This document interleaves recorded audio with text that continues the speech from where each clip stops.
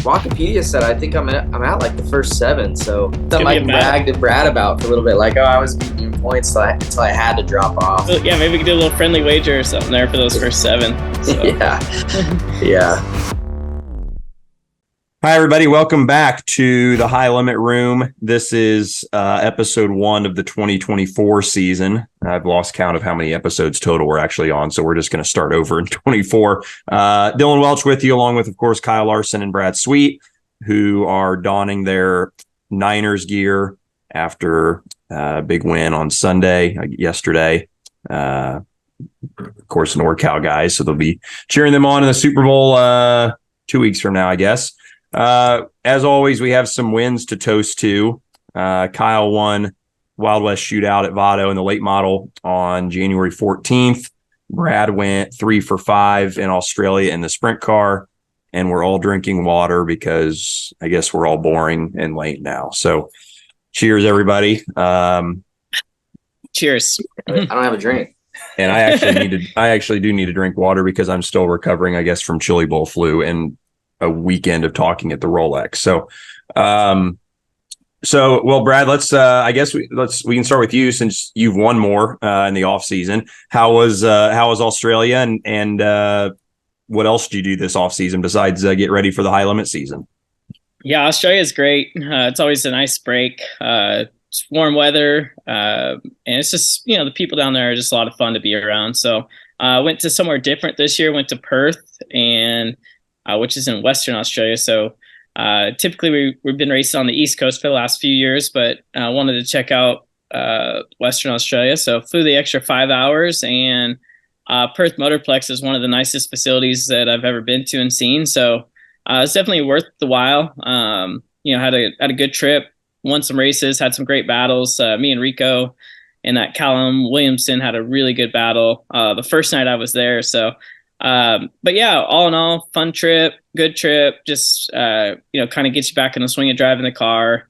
We kind of use it as a little bit of a family vacation. So, me, Rachel, and Savannah had a good time, just enjoying the sunshine and the beaches and everything Australia has to offer. So other than that, just been working on high limit stuff, really excited, to just get to the racetrack and go racing. All the behind the scenes stuff's been, a lot of work to get to this point, but we got a great staff and, a great roster and great schedule. So now it's time to go have some fun. So Kyle, your win at Vado, we kind of buried the lead, I guess, since that was at the end of a kind of crazy week for you between Chili Bowl and everything else that was going on. So I guess you made the right call going back to Vado at the end of the week. But just take everybody through, I guess, your schedule, those kind of couple days between going back and forth from New Mexico to Tulsa, and I guess maybe even share your thoughts on your prelim night. I know it didn't go like you wanted to probably at all, but it was still cool to follow and something I'm sure the fans appreciated. Yeah, no, it was fun. And too, the plan was to always go back to Vado for Saturday and Sunday, but yeah, it was just kind of a spur of the moment thing, which I've done, a handful of times throughout my career, just get, last minute itch that I got to scratch. And decided to, give Keith a call to see if I could run Thursday night in Tulsa, and just, hope that, I'd have a good night and could lock in. And then potentially, Saturday typically runs pretty long there at the Expo Center, and thought that, maybe there'd be a window, where I could get there in time, because everything in New Mexico, starts early and they end early too, because all the divisions have starters. So thought that we could get done early in time to get there. But ultimately I had a bad prelim night, and then, they ran extremely fast on Saturday, which was awesome to see, there at Tulsa. So it wouldn't have been able to happen anyways, but it was still good to cap the week off with a win. We struggled pretty bad that whole trip there. Just couldn't qualify well. I'd raced really good. I would drive to the front, from deep.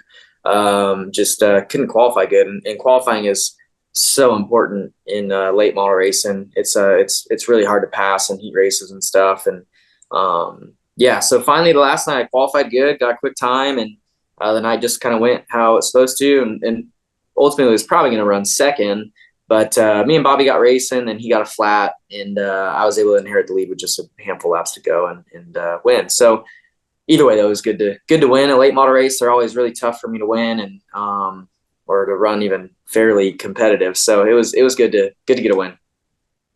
Winter is over, and all the attention now shifts to, I guess, the day jobs. Kyle, of course, starts the NASCAR season this weekend with the Clash, and then we're just a couple weeks away from the high limit season kicking off at East Bay on February the 12th and 13th with the Battle of the Bay down there. So let's talk names first. 17 confirmed high rollers, guys that are going to be full-time this year with the High Limit Sprint Car Series.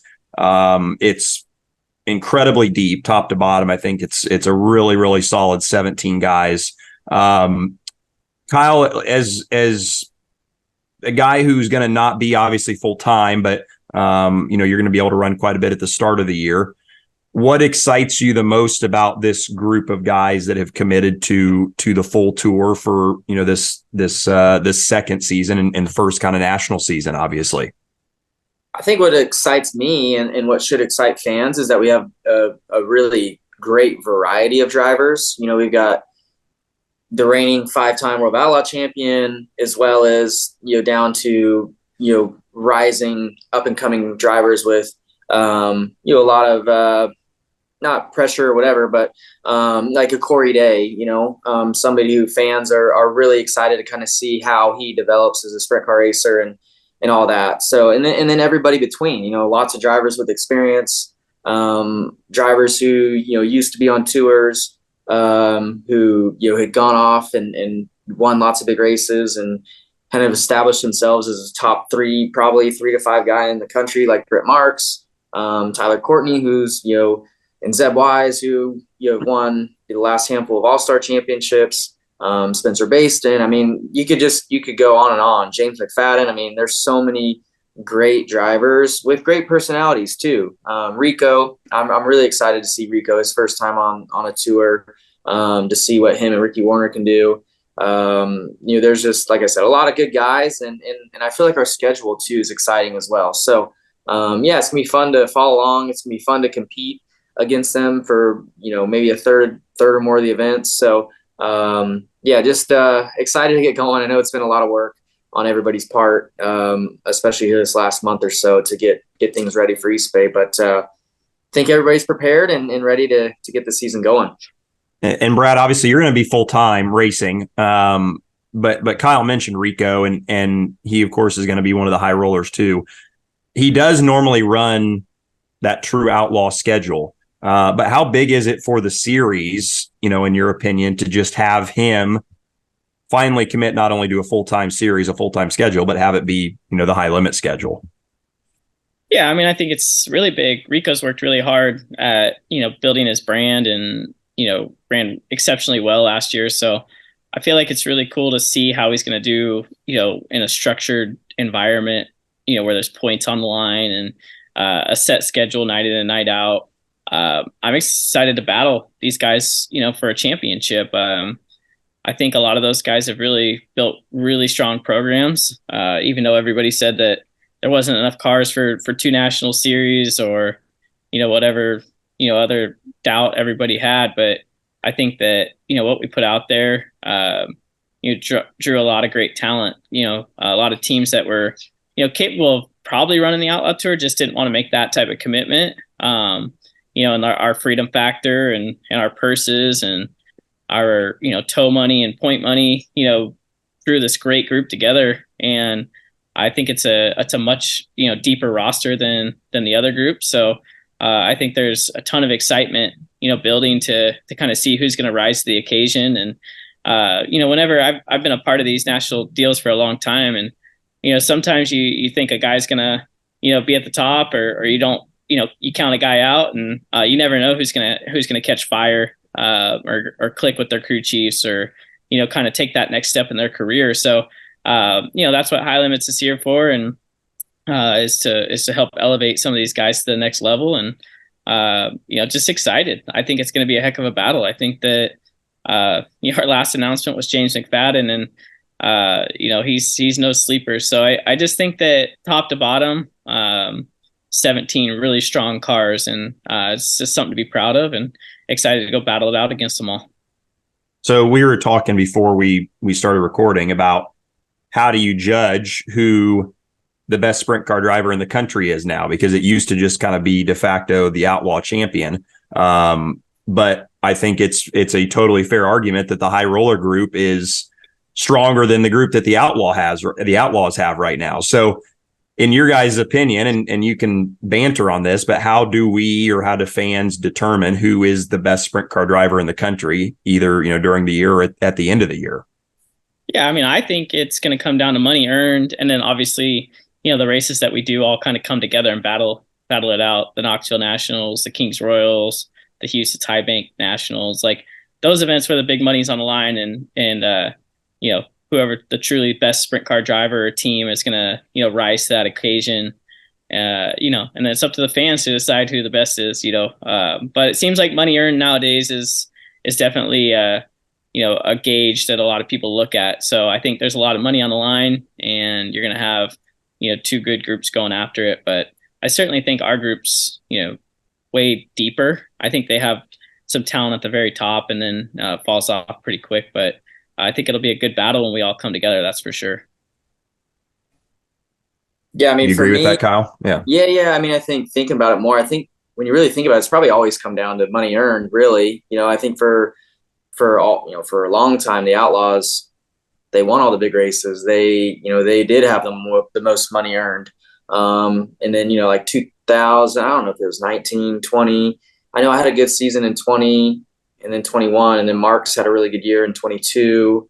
And then 23, I don't really know. I guess who 23 would be a tough one, because I feel like everybody was fairly equal-ish on money earned, aside from, Logan and Gravel, winning those two really big paying races. But so, I mean, then I think you have to look at like your outlaw champion. So in my opinion, I think, currently Brad would be the best full-time, sprint car racer. So, you look he goes to Australia, flies in the same day and wins the first night out race with that team. Like, he can rise above. So, yeah, but it's fun. It's a fun debate right now, I think, between fans and probably competitors on who may have the better lineup. I think you can make a strong case for either one, but either way, I think I'm just excited to kind of see how we all stack up with each other when we get to run, and see how the money earned shakes out at the end of the year, and then kind of let the fans keep on debating on who they think is the best sprint car driver in the country. I think that's going to be a fun storyline to kind of follow throughout the year, and then definitely at the end of the season.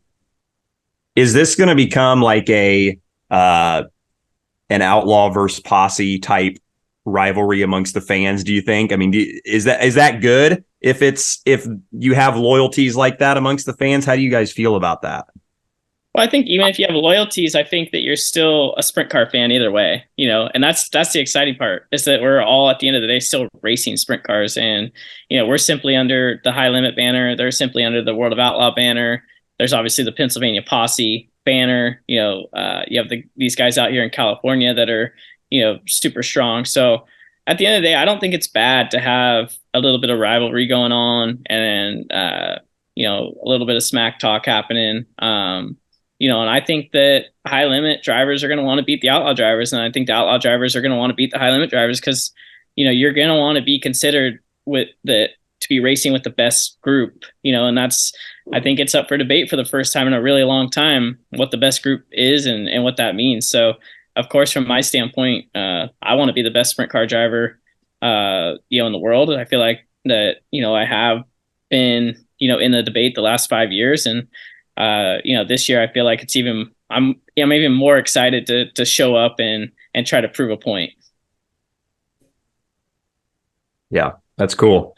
We talked about the money. The Bob Weichert Memorial got bumped up to $75,000. So that puts the high limit schedule at 9 events at $50K or more. Lakeside in the spring is at $50K. The Weikert's at $75. Eagle Nationals in Nebraska at $50K. The Joker's Jackpot at Eldora, $100,000. Gold Cup at Chico, $100,000, $70 to win. Skagit Nationals, $100,000. Tusky 50 at $57,000, and then Lernerville and the season finale at Texas, both at $50K. So, schedule wise, are you happy with that number of big money races? Is it you always want more, I'm sure, but I think 9's a pretty solid number, and have some big money races in Pennsylvania too, which I know is something you guys are excited about. Yeah, no, I think it's awesome. That the Weikert, raised their purse. I think that's great for Pennsylvania racing, great for Port Royal. And yeah, I just think, sprint car racing, no matter what, is in a phenomenal spot right now with all the big races on, both schedules, high limit and outlaws. And it's just cool. It's cool to see. It's cool to be a part of. It's cool to feel like we are, having a quick impact on, raising the sport to the next level. And you can see it. You can see the money out there and how many traveling teams there are. I mean, we're probably around 30-ish or more, I'm guessing, like full-time nationally touring teams. So that says a lot. And I think a lot of it has to do with those big money races, as well as, the perks on our side as far as, the charters and the freedom to go run other things and such. So, but yeah, those big races are going to be fun to follow along. And, especially I'm excited about the West Coast ones, me personally being from the West Coast, Gold Cup going to 100 grand, Skagit 100 grand, like that's awesome. I think that's great for the local racer out there to have that opportunity to go, compete and beat, our full-time guys, and win a great chunk of money, that might take them, 4 years to make, racing locally. So, yeah, it's really cool. And just hats off to, Brad and everybody involved who've really, worked hard at building the schedule. But outside of that, building these events and talking to the promoters and getting them to, put some hard-earned money into it and growing their events. Well, and obviously, yeah, go ahead, Brad. Well, I was gonna say, yeah, it's just to Kyle's point. Like, there's so many promoters stepping up. Like, it's not just us. Like, we built some excitement and had some conversations, but we're changing status quo. We're getting promoters that, some of these events that have had large crowds, that we know that we can support it. We're talking about, some of the streaming money being a part of these different events. And, it's not all coming down to, the fan at the gate having to pay extra money. It's just being creative and how we're accomplishing this. But just have to thank all the promoters that are, stepping up. Kevin Rudine out at Skagit, what they're doing at Port Royal. I mean, now the Weikert's the biggest race in Pennsylvania. Yeah. So it's really cool to just be a part of it, really. And JP, my right-hand guy, and Kendra, BWalk, all the guys, at High Limit, and then all the staff that came on board that are believing in us, Mike Hess and Carini and Chase Rodman. It's just, we've got an unbelievable staff. So it's just really exciting. Well, and I know that the big money at Silver Dollar for Gold Cup is something that's near and dear to both your guys' hearts. What can you give us a preview? I know it's a ways out still, but is there anything else besides big money that's going on at Gold Cup this year that people can be excited about? The big money to win bikini contests. Yeah, exactly. That's what I was implying. Yeah. I think fans and especially the race teams, Gold Cup is one of those events that's like, it's more than just a race. Like, I think a lot of people go there to camp with their friends, and you have the things that are outside of the races, the concerts and the glow party and the bikini contest. And it's just got a really great vibe, and a lot of great people make all that possible in the campground. And Chico's just laid out really nicely for that to happen with the pavilion. So we have a bar set up in there that starts every day. And we're going to add a few events this year. We're going to do a pit crew challenge and let the crew guys try to, on Saturday before the races, try to go against the other pit crews and try to make some money, and get the fans involved in that. So We're just always looking for, fun things to keep the fans entertained, outside of the races. And obviously Chico is one of those tracks that if you get it right, can put on some crazy good races. It's a quarter mile and it's just tough for the drivers. So it makes it a lot of fun. But yeah, Chico, Gold Cup, that's something that we all have circled on our calendars. And I can't believe after all these years, it was 50,000 to win, went back down to all the way to 10. And then we got it back to 25, and then with the high limits and with Flo's support, able to get it back to one of the crown jewels at 100,000 to win. So it's pretty cool, pretty special. It's been a family effort. My wife, Kyle, Caitlin, Colby, Candace. We got a good group with SLC, so really excited that we're able to accomplish all that together. That is August 22nd through 24th. So look forward to that, in addition to all the other kind of marquee crown jewel events that are on the schedule this year. Excuse me. Let's talk a little bit about some of the cool other things that we're going to be doing at the racetrack this year. The race format's been finalized. It's kind of going to be similar to the format that the All-Stars have used the last couple of years. The dice roll has been revamped. So obviously, if you were with us last year, we were kind of trying to figure out how to make that makes the most sense at the racetrack. And so now the fans are going to be involved in this. So if you pre-order or order pre-sale tickets from that group, a fan can be chosen to roll the dice, and then whoever starts in the number that you roll in the feature, you'll split the money with them. So if the second place starter wins, you split $2K. If you roll a 12, the driver starts 12th, you split $12K with the driver. So how did you guys come up with this idea? And I guess, how did you come up with this idea? And I think it's going to be something that's hopefully going to encourage pre-sale tickets too. That'll be the biggest thing, hopefully. Yeah, I mean, I think honestly the pre-sale side of it kind of was a little bit after the fact, but it's a lot easier to pick someone's name that you have in our database, beforehand. So we know, okay, like we're going to announce this person's going to be doing the dice roll. It just helps with the planning phase of it, but it also helps incentivize, buying a ticket, early, which is, obviously good for the event. We want to be creative and innovative to keep the fans engaged, and, what better way than, rolling the dice and then kind of having that added element of, maybe maybe my driver can win from 8th. And not only is it just going to be exciting that he wins, I'm going to actually make an extra $4,000, and I just think that's so cool for a fan to, yeah, is it something that's not going to happen every night? Obviously, it wouldn't be great from a high limit perspective if it happened every night for the money, but it's just exciting, and we hope it actually does happen, a number of times throughout the year. Just we saw that, Justin Peck won the dice roll last year, and Kyle won the dice roll last year. Kyle had to move back to, I think, like 8th or 10th maybe, or whatever he did. But Justin Peck, they rolled a 3, and then he won an extra $3,000. So I mean, if you would have rolled that 3 and Justin Peck would have won, it would have been an extra $1,500 for the fan. And I just think that's exciting. I think it'll get the whole crowd involved, cheering for that fan's driver to win. And then obviously you'll have another race within a race. So yeah, just hopefully fans enjoy it. Hopefully fans win some extra money, and hopefully it's a win-win for all of us. The other cool thing is the hot seat presented by Butler Built.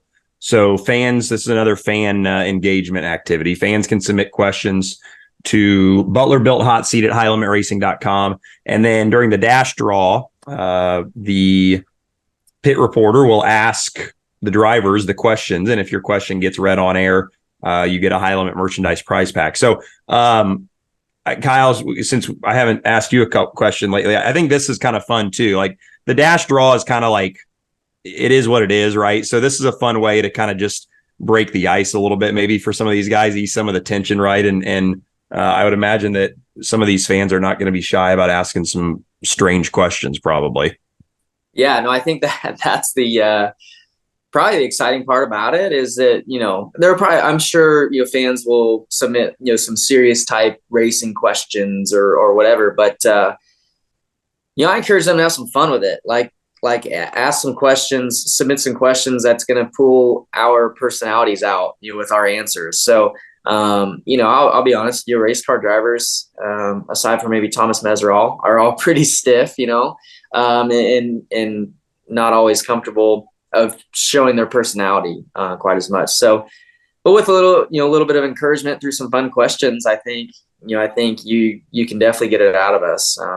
We all know that we're all fun people outside of the racetrack because we all hang out together, but the fan doesn't get to see that side of us sometimes. So you're getting a glimpse of us, lightening up with some fun questions would be good. And Tony Laporta, I think he'll probably be the guy to be asking those questions, and I know from experience that he's got a big sense of humor too. So he'll be able to kind of, submit that question or ask it to us in a even funnier way. So, that's going to be cool. I think, all these ideas that we're coming up with are just us trying to, engage the fan more, have some fun, make our events more exciting, not only to watch in person, but also online, and get you following along, the whole time. So, should be good. We'll try it out here at East Bay, and I'm sure we'll make some more adjustments throughout the year, or add some more cool, compelling things to our programs, and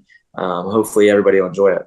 Can't wait till ask Jake Allen. I always like when Jake Allen gets those types of questions.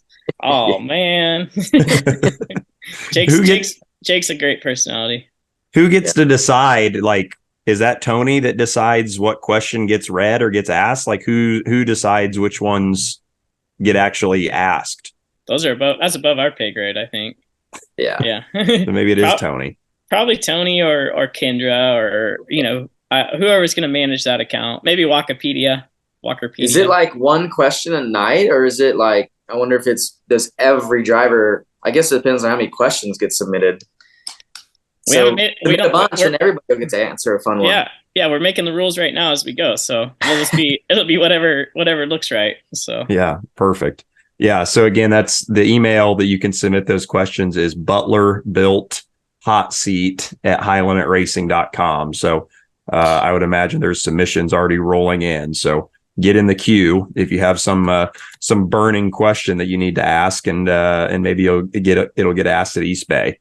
So yeah, speaking of East Bay, as we said, February 12th, 13th, season starts there, Battle at the Bay. It is closing down. This is, I think, going to be the last 410 sprint car race at East Bay. What makes this the place that you guys wanted to start the year off at? It's obviously an awesome racetrack, but why did it work, Brad, to kind of kick the year off here?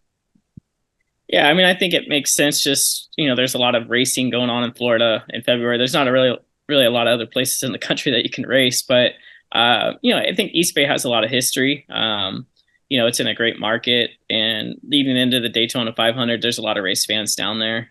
So it's just a good chance for us to kind of, showcase what High Limit's about, get our drivers, all together, and hopefully put on 2 good nights of racing. But I've only raced at East Bay a couple times, and both times it was really good racing. It's tricky, it's sandy, kind of flat. The facility's obviously not the most updated, nicest, but the track races really, really well. And it'll just be exciting to get down to some warm Florida weather, and obviously hope the fans come out and support it. Obviously, the last ever 410 wing sprint car race there, High Limits, and then just be really cool to kind of see who's going to win our inaugural race. And that is Monday and Tuesday of Daytona 500 week. So if you're planning your travels, come in a few days early and go check out sprint cars at East Bay. Kyle, what do you think about that place? You like East Bay? Yeah, I think I only raced there once in All-Star race, I think in 2020, maybe 19. It was pretty fast the night that we were there. It started to get a little slicker by the time, the last 10 laps or so of the feature. But as Brad said, I remember being pretty sandy and flat. Kind of reminded me of like Avalon in Australia, like just kind of round and just flat, and lots of wheel spin, all that. So I'm hoping that the track is ice slick to the fence, like we've seen it, or at least I think it was that way last year, or the year before for the All-Star races. Like I remember it being just like dead slick, and guys were either just like putting around the bottom or just, wide open around the fence. So, and then you'll probably see Brad like making some weird line through the middle work. So is Paul gonna have your 57 ready to go by then, or? Yeah, it's been ready. I mean, it's just been him this whole winter because Trevor has been in Australia with Rico the whole time. So he finally got his guy back. Yeah, he finally got Trevor back. So I think they leave. I don't know. They leave. I don't know, sometime early next week or so, maybe. But yeah, I'm ready. I'm ready to get back in the 57. I just love sprint car racing. So is that the only races? Are you racing there? You're racing both nights at East Bay and then East Bay, Golden Isle. I think Wikipedia said I think I'm at like the first 7. So hopefully I got a big point on everybody and something I can brag to Brad about for a little bit. Like, I was beating you in points until I had to drop off. Yeah. Okay. Yeah, I like it. We'll do. Yeah, maybe we could do a little friendly wager or something there for those first 7. So. Yeah. Yeah. No, it's so that'd be cool. I'm excited. I'm excited to get going. I got a ton of racing planned on my schedule this year, so I'm sure Caitlin will love me for that and all that. But I know Paul's happy. I added a few more late model races to my schedule too, so I'm sure Kevin's happy about that. And hopefully get the midget back out again in the off season. I want to go to Australia, so I got a big. This guy's he's a junkie when it comes to racing. Yeah, he is a junkie. Yep. Never met nobody like Kyle Larson. Yeah, I'm excited. No, I think it'll be fun. East Bay it'll be cool to get down there and see who can have some bragging rights leaving that place. I want to talk too about the next race, February 22nd to 24th, Deuces Wild at Golden Isles in Georgia, with the Lucas Oil late models. So this is something that, again, has kind of, I think, been in, the works, something you guys have wanted to do for a while now, kind of have having a share the bill night with the late models. So Kyle is a guy who is, going to run both. What excites you the most about the opportunity to not only race both cars both nights, but maybe expose new fans to, each side of the sport? Well, I mean, for me personally, I'm just excited because I get to get twice as many races in, which is fun. And I really enjoy, racing all different types of cars, but especially on the same night. So I got to run the wing sprint car in the dirt late model, I think, on the same night once before, I think at Atomic last year. And that was fun. So yeah, I think for me, for Golden Isle, I'm excited to kind of see the crowd that we get, kind of the variety of fan. I don't believe I think Casey's maybe tested at Golden Isle, but aside from that, I don't know if the sprint car's really ever been on the track there. So it'll be fun for all of us to try and figure it out. It's a big, not a big track, but like really sweeping, and it's got a lot of banking from what I remember up by the wall. So I watched the late model races that they had there this past week, and hopefully we can get the track rep with a little more water on it, maybe to help build a cushion. I think the sprint cars kind of need a little bit, to lean on, or they do better with a cushion than late models do. So last year when I was there, the track was great. I thought it would have been awesome for a sprint car. It had a monster cushion, like 4 or 5 feet off the wall. It'd have been really cool. The bottom's really flat. Tractor tires kind of get in the way, so that makes it difficult to run the bottom. So I think it's gonna be great racing for a sprint car. And then obviously the late models, they put on a good show. There's some drama there the other night with Ricky Thornton and Jonathan Davenport, so that was cool to see. Hopefully they're still carrying some of that drama on by the time we all get there in a few weeks. So what do you think of that? Whose side are you on there? That I mean, I fully understand why Davenport was upset, and I also fully understand why Ricky drove it in there. The track was one lane, and he had a big run off the top, and the timing just didn't quite work out exactly the cleanest way into 3. But I mean, we all probably would have tried to stick our nose in there to get that win. So I don't fault either of them. I don't fault Ricky for the move. I don't fault Davenport for being mad. And I was surprised as mad as Ricky was after the race, just because he had won, and he was kind of the initiator of the contact a little bit. And even with Marlar, when Marlar kind of chopped him, to kind of get all this going, Marlar chopped him into three. And and I know what Ricky felt. He lost the air and kind of chased it up, but then I think he was mad that he got chopped like he did into three, and he kind of he ran Marlar up a little bit more than he probably had to, I guess. But that made the racing exciting. I was pumped up watching it. So it's not too often you see like the late models kind of getting that aggressive. But Ricky's had a super successful season last year, so he's definitely got a chip on his shoulder a little bit, as he should. And he's not taking any crap, and he's talking a little crap too, which is cool. Brad, I know you're racing full time, but I always like to ask you kind of just the business side questions, since you are more involved on that side of things. But to have the opportunity to have two series like this racing on the same night, what does that do just for exposure and on a national scale, even to as we said, to fans that aren't familiar with the other series, maybe, or don't think they're fans of sprint cars, if they're a late model fan or whatever. How important was it to you to kind of get something like this put on the schedule and get it put on early? Yeah, I think sprint cars just, we haven't raced in the South a whole lot, and it seems like it's really late model country. So it made a lot of sense. Golden Isles is a really nice facility. And with our partnership kind of with Lucas Oil, Rick Schwally's been great to work with. He runs Lucas Oil, for people that don't know. He's the main guy. He lives, eats, and breathes Lucas Oil late models. And, just we had some conversations about it. And, they go to Golden Isle there for a little bit and then go down to Florida and race quite a bit. So it made a lot of sense for his race teams and our race teams to kind of do this event on the way out of Florida. And it made a lot of sense for sprint cars to team up there because, the late models have a bigger draw probably in that area.